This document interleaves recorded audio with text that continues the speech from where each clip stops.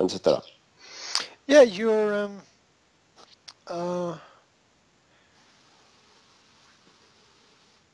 what you do is very much defined by how you do it. Oh, how am I going to write this down? Um, first of all, there's what you do, but that's not quite as important as how you do it, which is still not quite as important as why you do it. Yeah. So there are, as with any understanding any idea, any concept, any kind of personal development, the root is always why. And normally, when there's a problem, it comes from the fact that there's a problem. There's a problem with why. Last year, I did some work with some students on mantras for motivation. Mantras? Mantras. Okay, so a mantra, I'll type it in. Mantra, M-A-N-T-R-A-S, mantras for motivation. Now, a mantra is any phrase that you can, a short phrase that you can repeat which helps you focus in any kind of situation. So, or in any kind of problem that you have. So it doesn't matter whether you're playing in the middle of a badminton game or you're talking to the financial department of your company or you're on holiday halfway up a mountain, right? Basically, the same principles apply, that in life we have problems that we have to solve. And these problems are very much related to how we think and how our brain works. So, for example, here's the first mantra: information changes situations. A lot of people have this fixed mindset. They think that they have their way and their method and their system and this works, so they have everything they need. However, life doesn't always go on a straight road, and we need to change things sometimes in order to improve them. And this happens when we get new information, either information that's unexpected, or maybe it conflicts or contradicts what we know. So that's part of what I think you were talking about when you said, I have these numbers and the financial department has these numbers, and their percentages are different from my percentages. So I get new information, so this changes my situation. I now know that I have to find out where the problem is, because if I don't find out where the problem is, I'm going to have a bigger problem in the future. So before you got that information, everything was okay. Then you got that information and you have to change. You have to adapt to the new information. A lot of people just can't adapt. For a lot of people, that's really confusing for them. How is this possible? No, to ja ci nie rozumiem.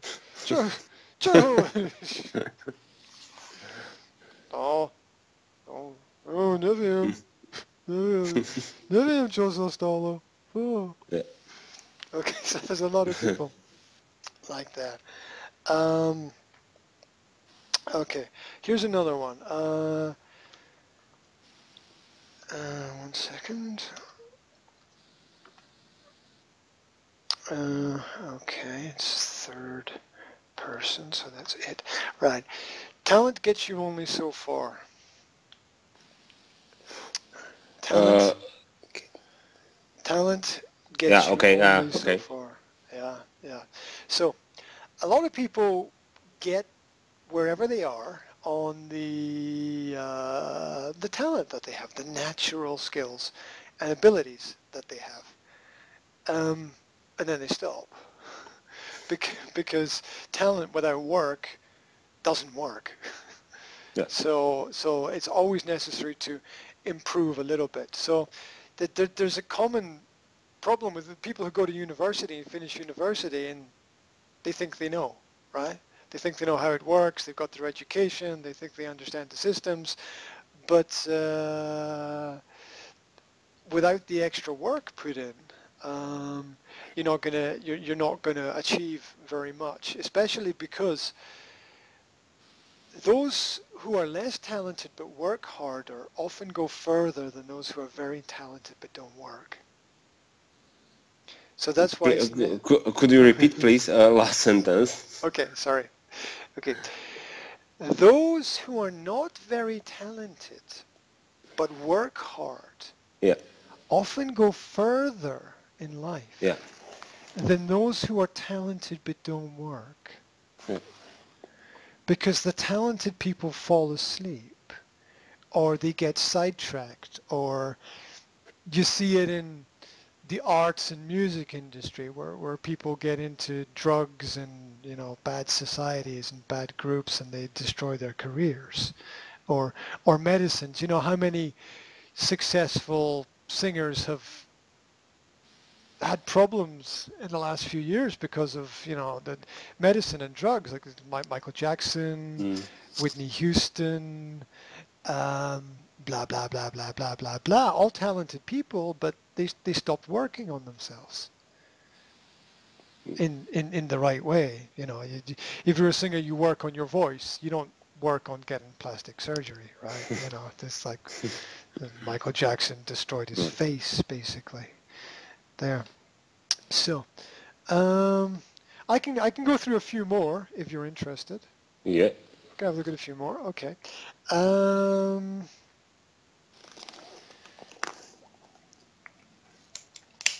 So here's one similar. Here's a similar idea to the last idea, but skill is defeated by will. Now, will means willingness, how much you want something.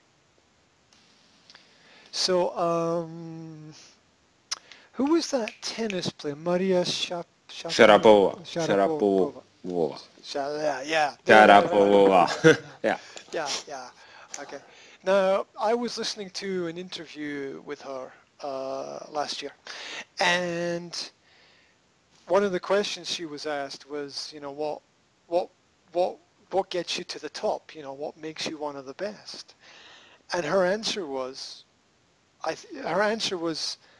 just want it more. She said, when I go out to play the game, she said, I just want it more.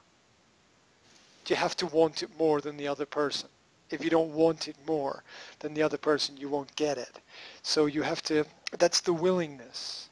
Yeah. Willingness is how much you want something. Because it's very interesting in language, because will means the future. Yes.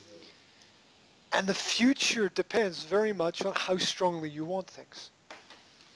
To make them real, you have to want them. So skill is defeated by will, and again, that's the idea of.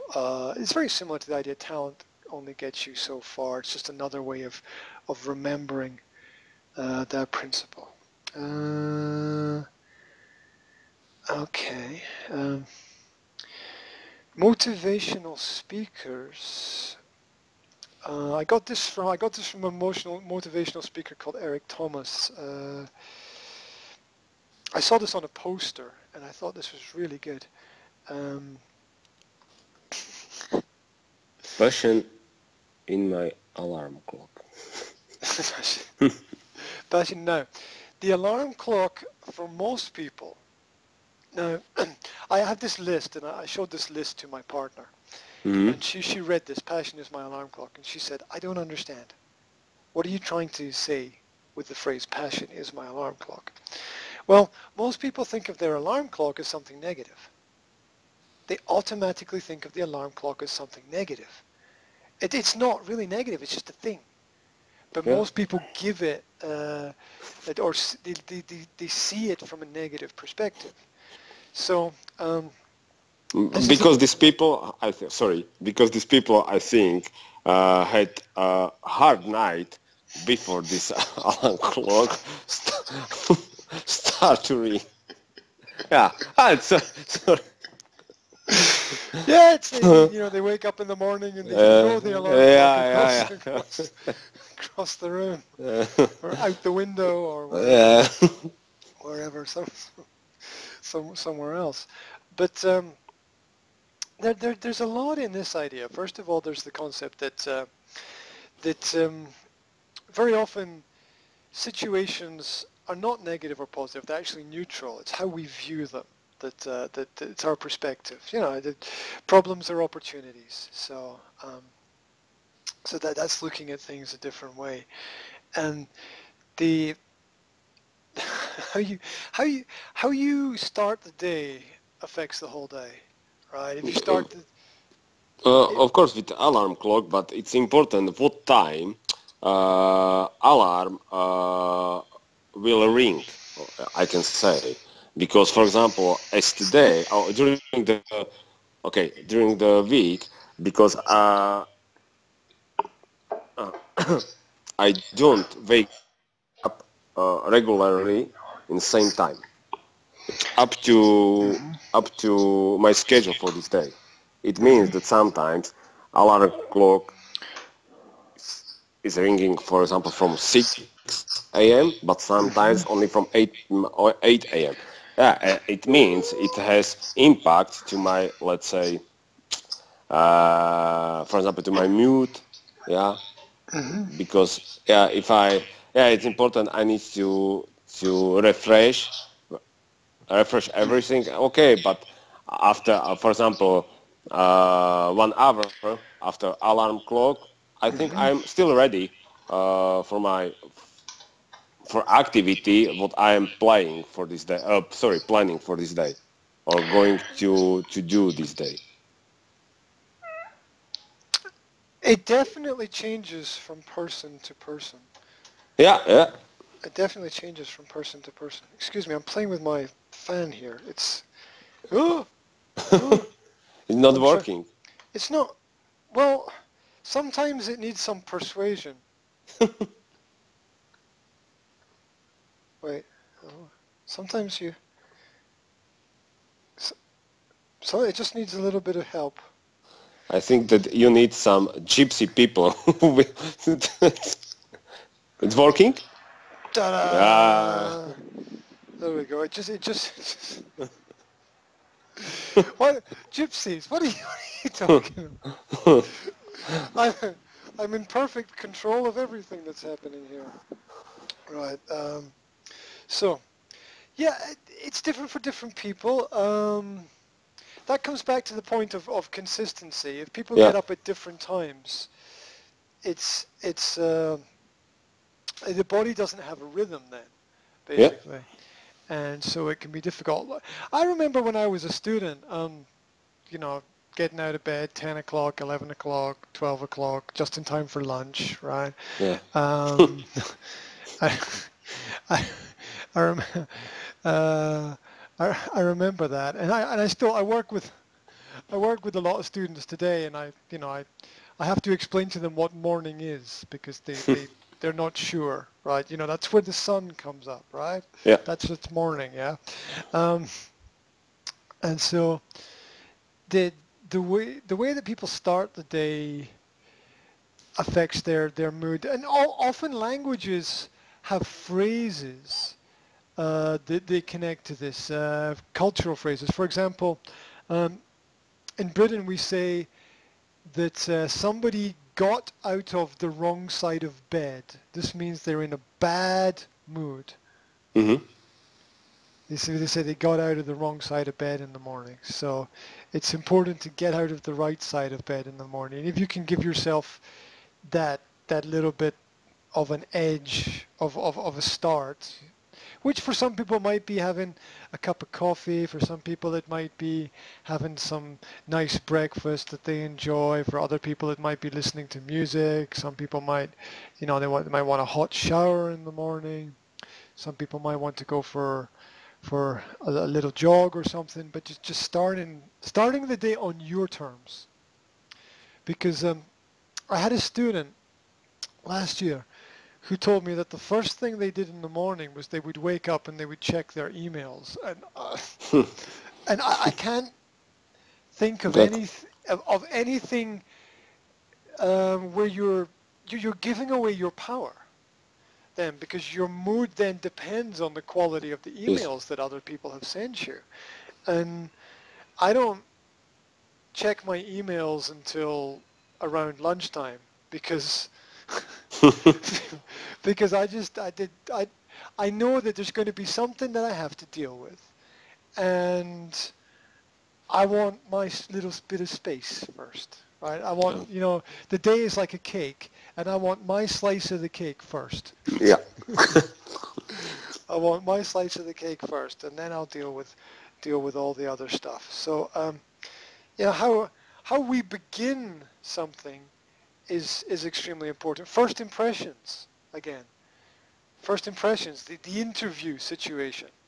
You have to walk into a room and have a rapport, a connection with people instantly. And that's not an easy thing to do, really. It's not an easy thing to do. Okay. We do one more.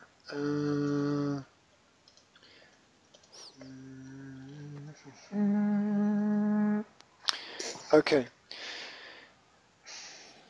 Trust in the process. People are panicking. They don't understand what's going on.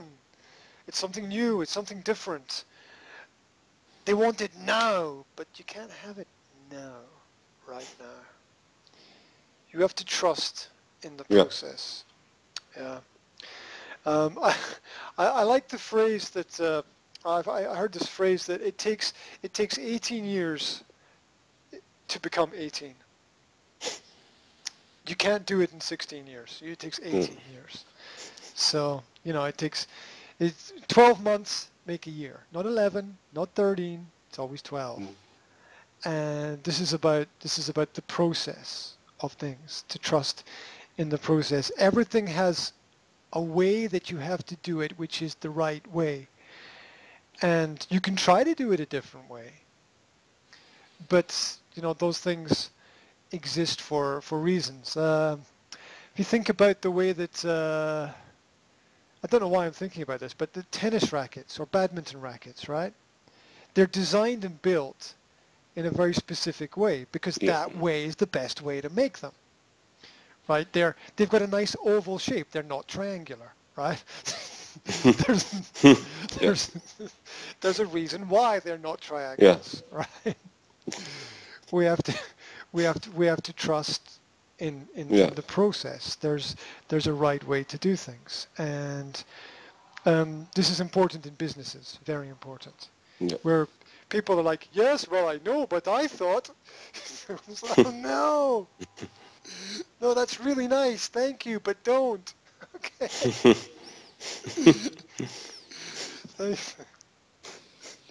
Thank you, but don't. Right. I've got 2 or 3 more. We can do that if you're interested. 2 or 3 more. Yeah, okay. Okay, well, we'll keep going. Okay, it's we'll very do nice. 2 or 3 more. Very interesting. Okay,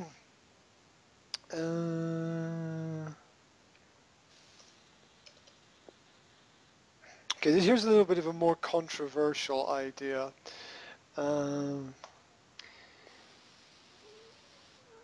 Impossible is just a word. At the beginning, everything is impossible. You'll never get to the moon. You'll never fly. You'll never run a mile in 4 minutes. A lot of people say, oh, that'll never work. Nobody wants a phone in their pocket. What are you, crazy? Yeah, people will never smoke cigarettes.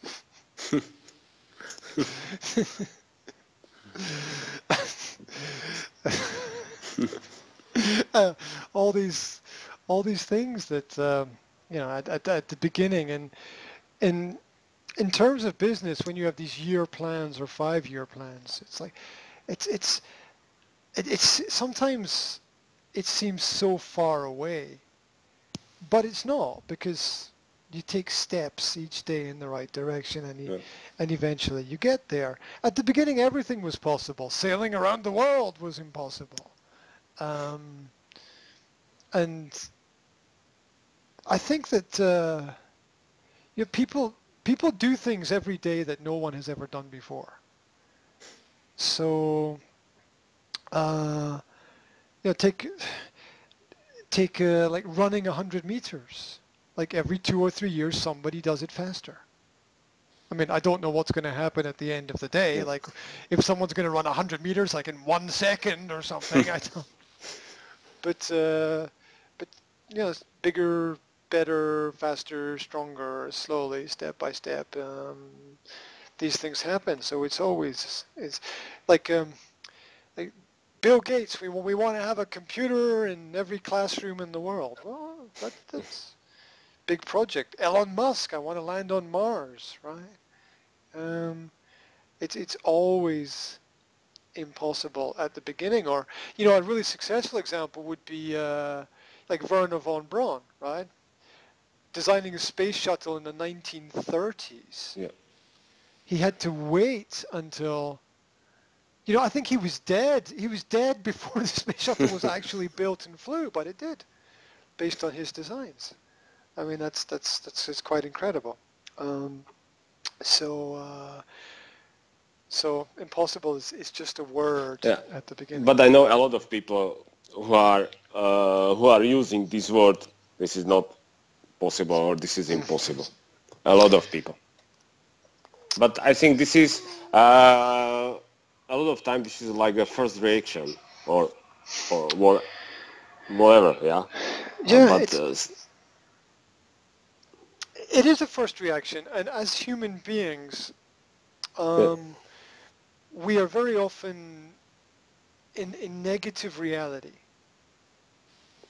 Now, what this negative reality means is that whenever we meet a problem, we have an automatically negative response to it. Now, not everybody is like that, but I know that I am.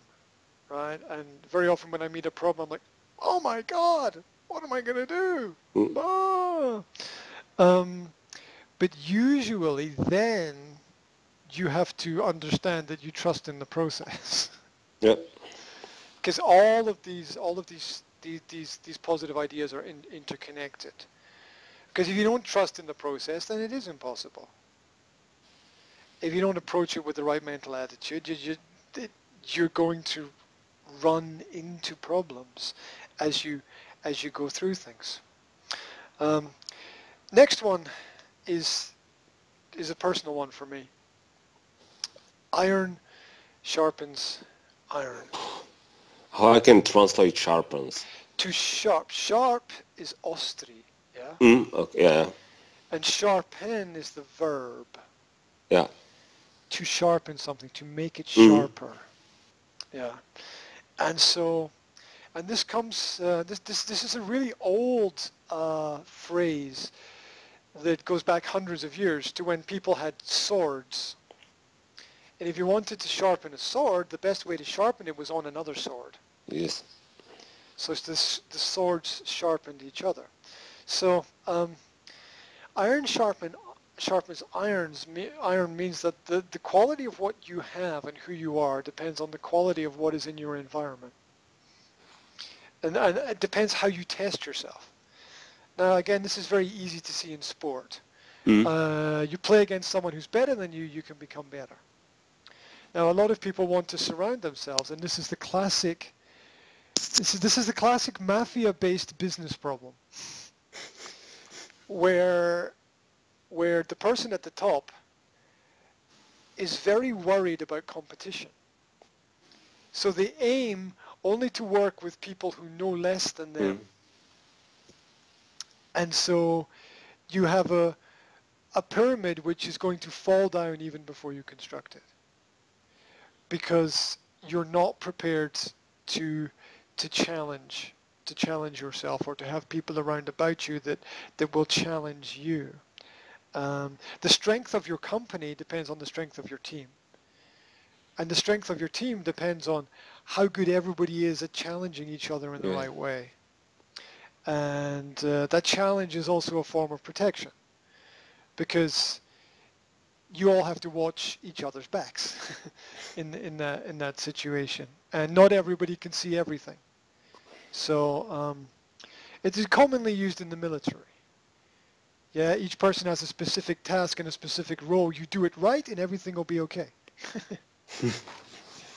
Right. So you perform your task, and then iron sharpens iron.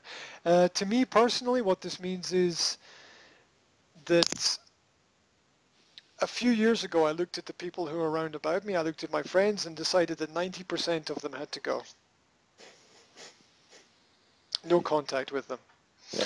No, sorry, no replying to SMSs, no replying to their calls. You never reply to any of my calls. Yes, there's a reason for that. Yeah. Were they accepted your decision?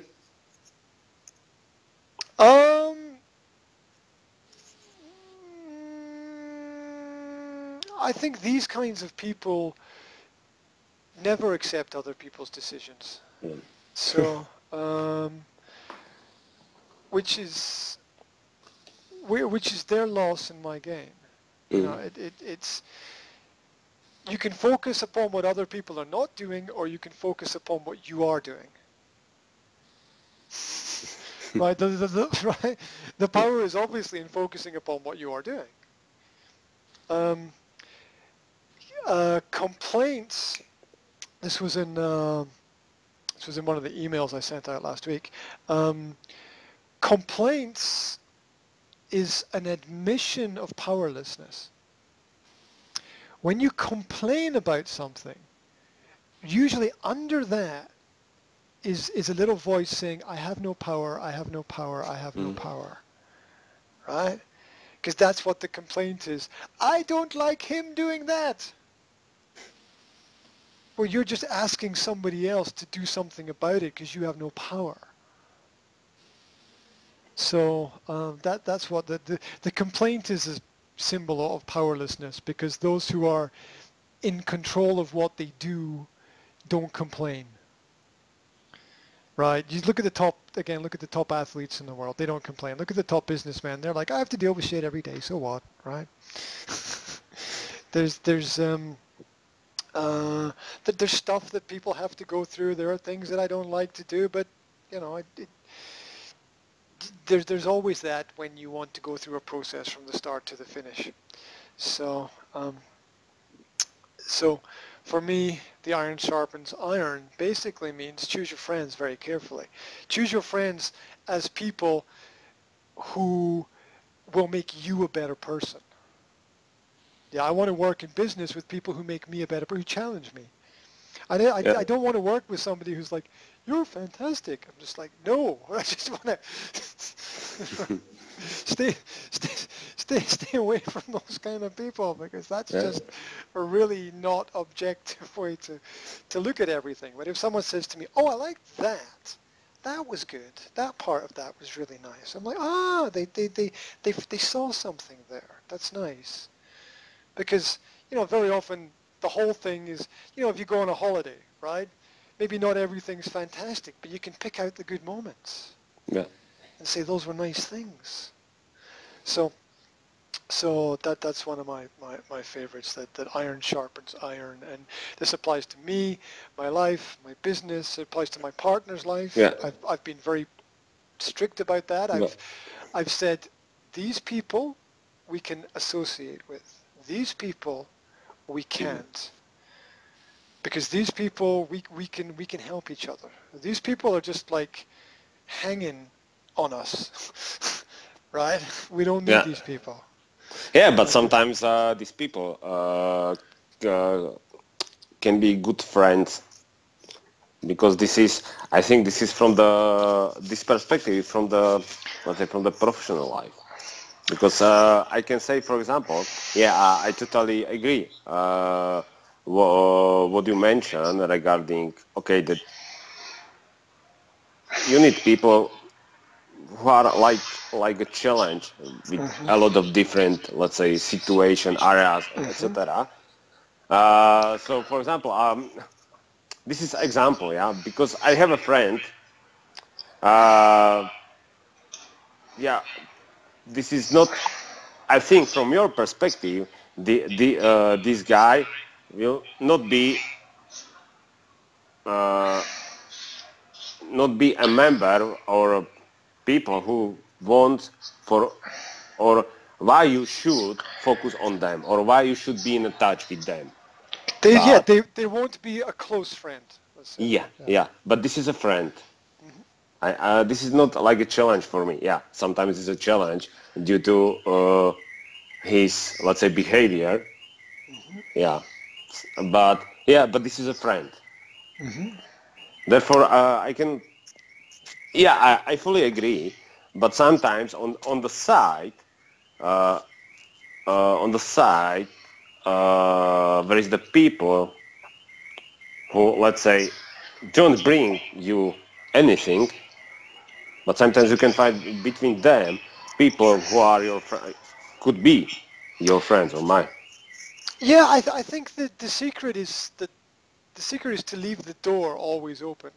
Yeah, Yeah, it's because um, we we don't know everything that's coming in the future. So yeah, life life is a team sport. You can't get through it by yourself. yeah. So what what is that noise? This Yeah, is that the I don't know. police? The I think police have come to no, no, get no. you, or? It's I think like alarm from the car from Uh-huh, some car car. alarm. Okay, okay, okay, car alarm. Yeah. Well, the example I have is that a few years ago, 3 or 4 years ago, I met someone, and they said to me, "I have a lot of friends." Now, that it makes me think of two things. The first thing is it makes me think of Facebook, where it's like friends, right? Yeah, the, the second thing is that for me, somebody who has a lot of friends isn't selective. And I'm not saying it's good or bad. It's just an observation that it's nice to have it's nice to know 100 different people that you can call to help you with something if you need some help. That's nice, but there's an advantage to that. There's also an advantage to being selective. And my example is that uh, I saw an interview with David Bowie, the singer, yeah, and he was talking about meeting people, making friends, and he said he said that in my life I have met hundreds of thousands of people. So everybody knows who I am. So I yeah, can't walk down the street. And he's and and the question was, how do you live with this? How do you live with the stress and this pressure? And he said, well, he said, I've got this rule of five. He said, I have to limit my life to 5 friends. He said, there's just not enough time yeah, to have more. So he said, I decided who were the 5 people who were most important to me in my life, to communicate with those 5 people and with nobody else, because I wanted my life to have a certain level of quality. And you just have, sometimes you have to limit things, right? yeah, You have to limit things. You want to do business with everybody, but you can't, right? Because you got to focus on your core business. yeah. You've got your plans. You've got to do that. I mean, in the future you can change things, but there's always what you need to do right now is pretty fixed. Um, so okay. The next one is about what and why. We sort of talked about that is before. I also mentioned that problems are opportunities. This is a very positive mindset. We just change Mm. the word problems. Or I've got a problem. You've got an opportunity. It's there's a word in English. The word is there's an adjective. The adjective is cheesy, from cheese. Yeah. Cheesy. So when you say when someone says I've got a problem and you say a problem is an opportunity. See, problem Yeah. that's cheesy. It's like ugh. Yeah. But it's true. It's true because And understand this sentence. I have only one question. Mhm. But this question is regarding word. Yeah. Okay. What is the difference between problem and issue?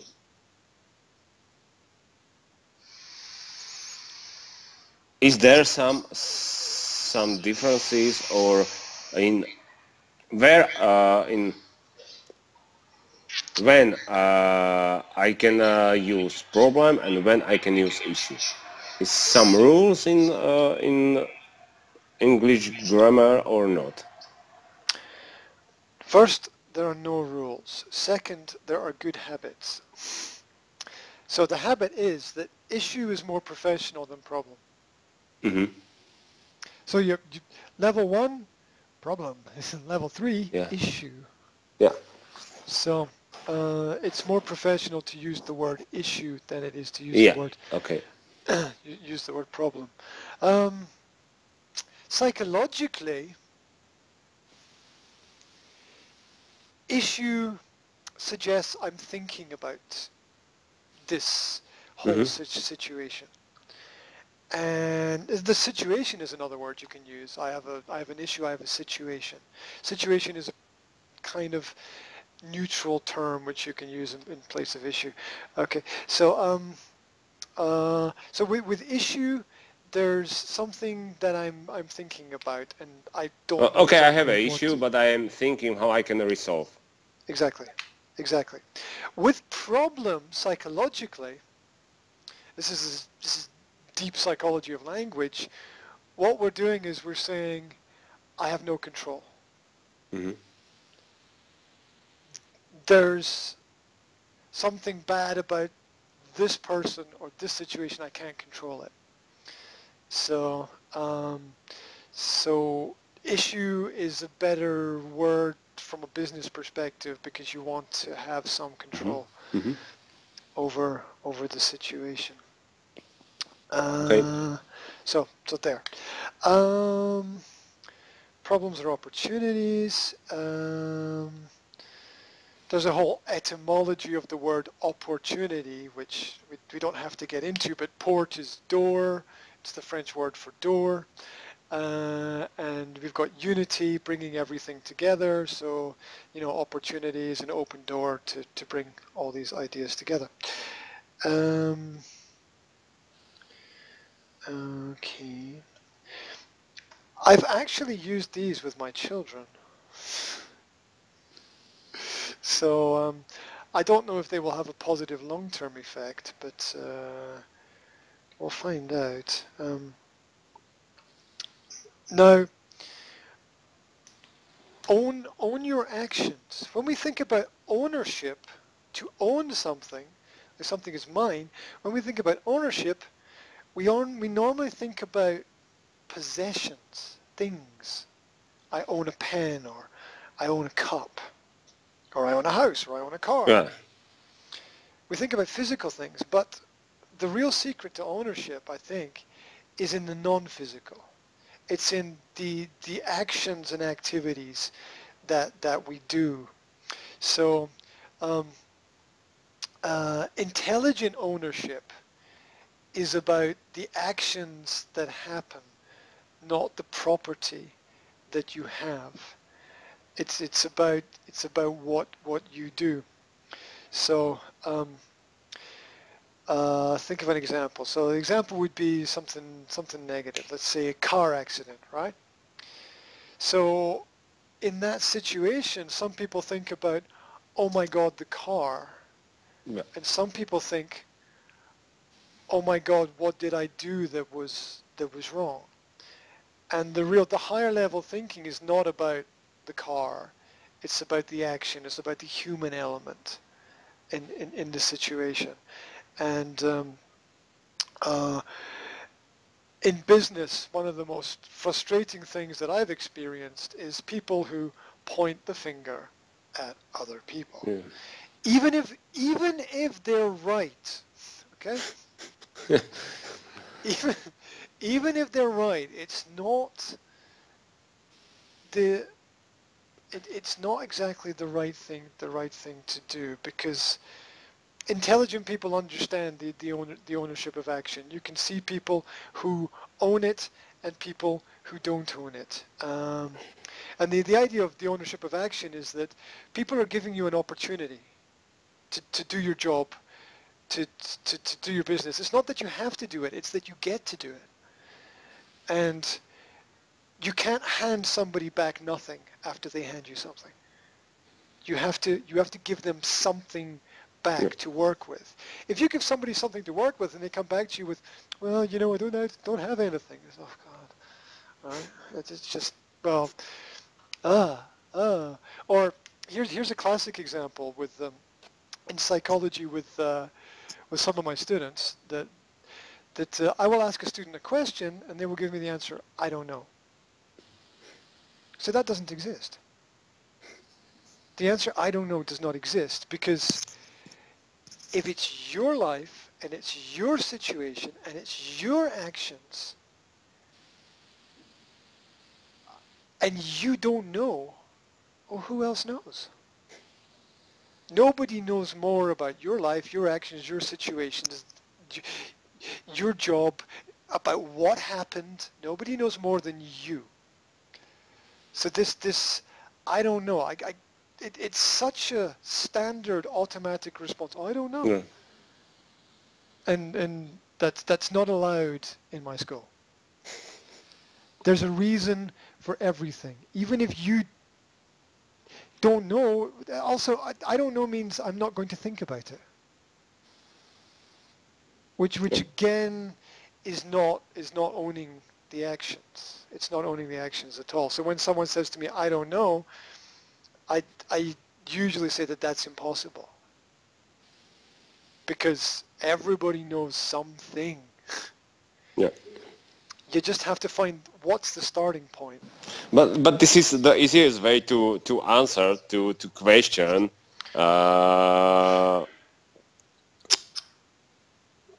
Because people don't want to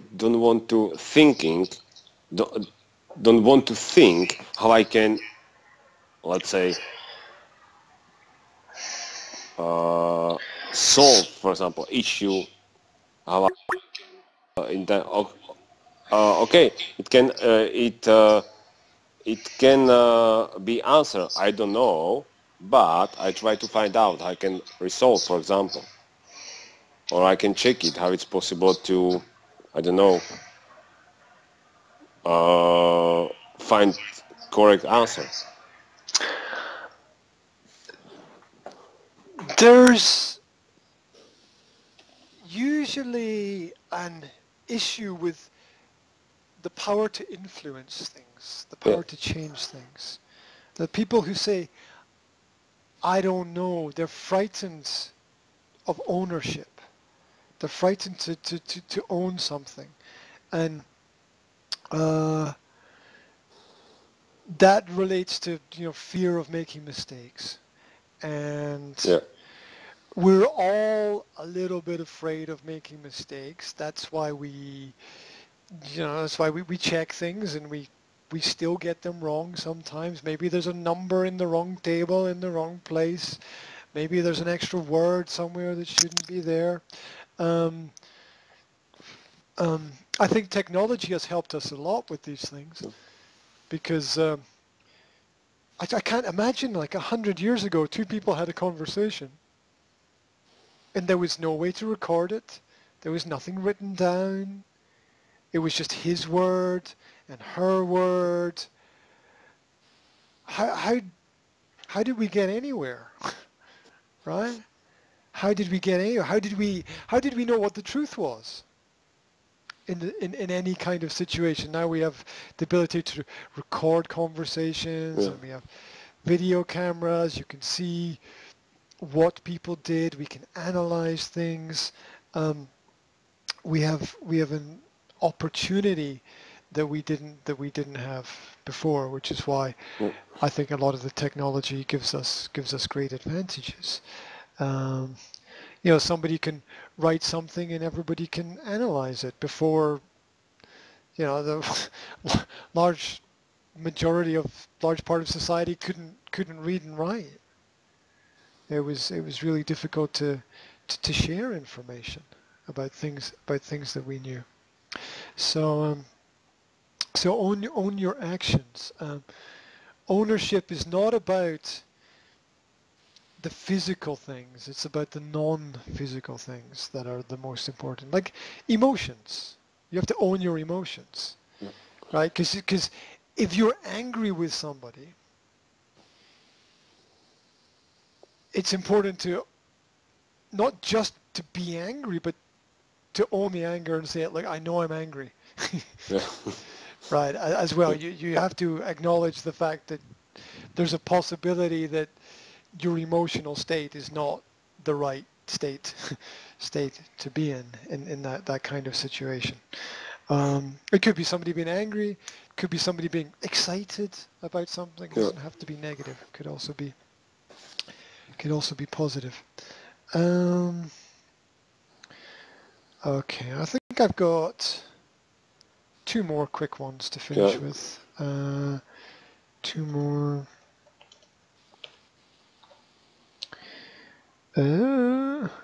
Helps if I spell the words right. Okay. Mantras for motivation. Stay hungry. Now, has a lot of different meanings to different people. But hungry people are happy to eat anything. I meet a lot of parents, and they say, "Oh, my children won't eat this, or they won't eat that, or I can't get them." Like hungry children will eat anything, right? I was watching a history program with my children about lots of different parts of history, and it was about the First World War, and the soldiers in the First World War, they would eat their shoes. Really? They would eat their shoes because they didn't have food. Yeah. Right. You know, the material that roads are made of, the tar, yeah, that's what they made coffee from in the First World War.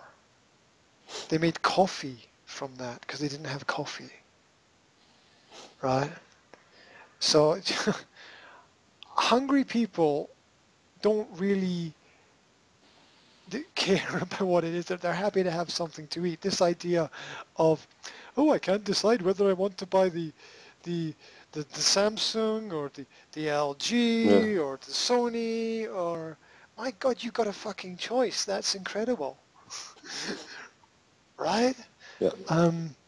Oh, I don't know, this mobile phone or that mobile phone, or what? My God, you got a choice of hundreds of that. You can walk into a supermarket and you got fruit and vegetables and bread and cakes and yogurt and milk and biscuits and Whatever. What a choice. What an incredible choice. Yeah, and you know, people walk into the supermarket and they walk out with a bottle of vodka and a bag of chips. Yeah. Good combination. Yeah. Oh, when I was a student, maybe I did the same thing. Think about it, but it's real hunger. That and understanding what real hunger is. It's a great motivation to get to the next level, the next point, whether it's, I often think about it when I'm jogging, right? and I think, okay, another 10, 15 minutes, and I'll be back to my flat or whatever. Maybe I'm tired, but I'm thinking, oh, 10, 15 minutes. I can do that. Break it down into Yeah. manageable little pieces. I can do that. Um, the people who, if you, I think very often when you have everything, just something's missing. Something's missing. Something's wrong. if you've sort of got everything, you have to stay hungry to be successful. The hungry person's not gonna. You know what it's like, the badminton game, right? You want to win. You're Yeah. hungry Yeah. to win. To win. Yeah. Yeah, if you don't want to Yeah. win, then if you're playing doubles and you don't want to win, your partner's going to get really pissed off with you, right? It's going to get really angry with you because you have to create that mental state of hunger there. The same in the business for success Yeah. as well. And This is interesting point. yeah, Stay. stay hungry. Yeah, a lot Yeah. of people, they're not. Something's missing. Something's missing from them. They're going to work. They're doing everything that they should do. They're fulfilling their obligations. They're crossing all the T's and dotting all the I's and everything. All the tables are complete, but there's no passion in what they're doing. They're not hungry for it. They're not driven in any sense, and that's it. In the short term, whatever, but in the long term, it makes a big difference because your mental state fixes the brain. When the young brain is elastic and all these connections develop, but as you get older, you harden. Yeah.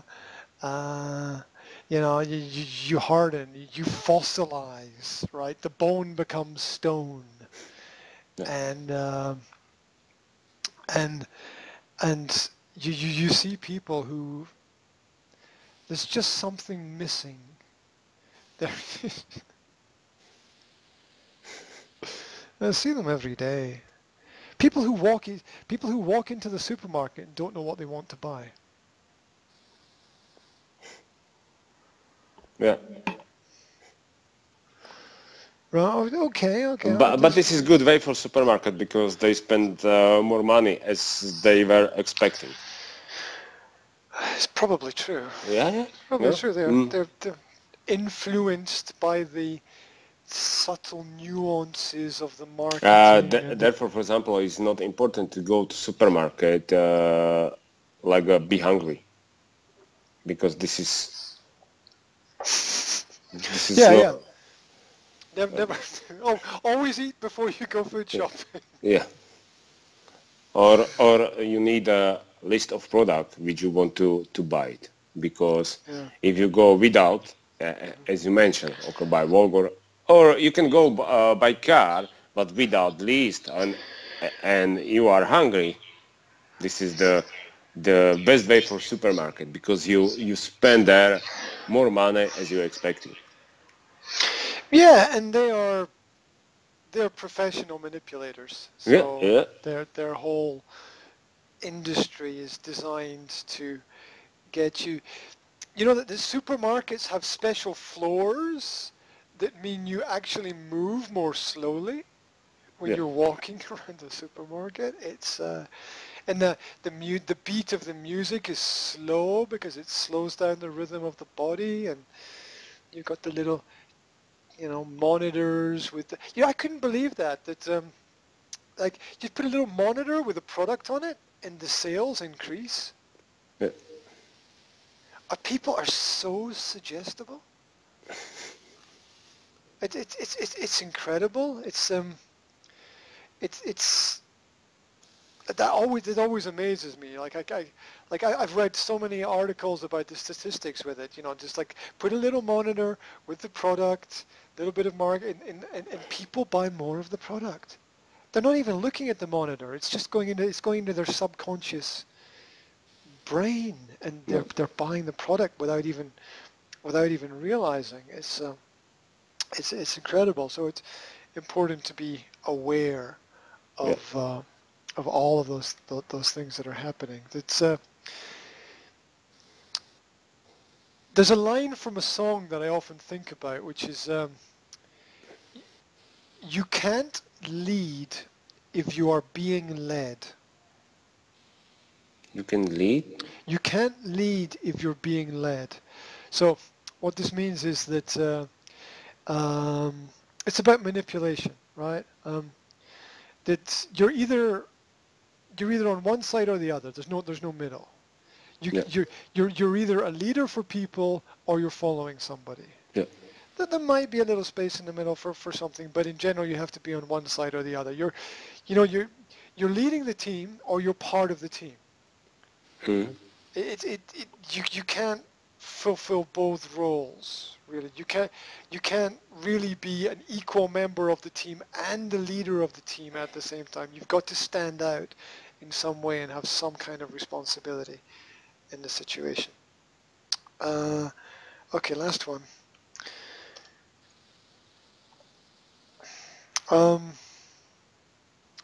This is very much related to my job and language, which is learning means listening. That's basically learning means listening. And I think that we both understand that, and at the same time we know that other people don't understand that. Yeah, that's people who don't shut up don't learn very much.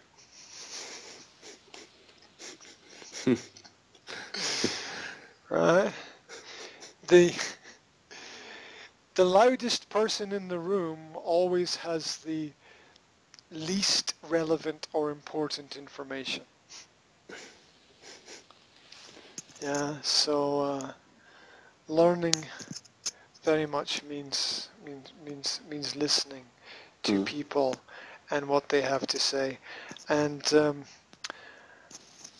when we were talking before, I remember our conversation about negotiation, and you were talking about finding I can't remember what word you used, it's the driver, what motivates the other person. You know, what's important to them in the situation, what's important to them in the deal, what's important to them in their lives. Yeah, because this is about listening. Yeah, and we've all seen people make the classic mistake of, you know, telling everybody how everything should be, and it's it's not going to get anybody very far if they're not prepared to stop and sit down and listen to what other people have to say, because there's usually somebody who's done more, who knows more, who is better at something, and there's a reason for that. Yeah. That they know more, they have different information, which takes us back to the beginning. Information changes situations. Yeah. There we go. So these are mantras for motivation. These are things that I've used in my own life. I've used them with my family. I've used them with some groups of students to just refresh in the brain how to deal with problems when problems happen. It's nice. Yeah, I can say it's very nice and very, very interesting. I think a lot of these, let's say, topics in this mantras of motivation is working. Yeah, and we forget the simple things. The life is made up of a lot of simple little things that have to be done very well. And when we're when we make mistakes, when we get on the wrong road. I think everything is very easy, but we are doing the things. Let's say harder,